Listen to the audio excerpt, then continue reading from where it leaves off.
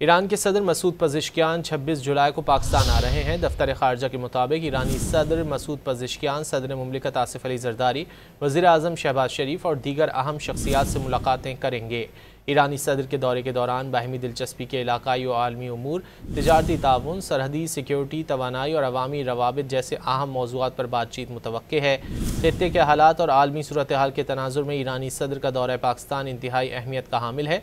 ईरानी सदर के दौरे के दौरान पाकिस्तान और ईरान के दरमियान मुख्तलिफ शोबों में ताउन के मज़ीद मुआहदे और मफाहमती याददाश्तों पर दस्तखत भी मुतवक्के हैं।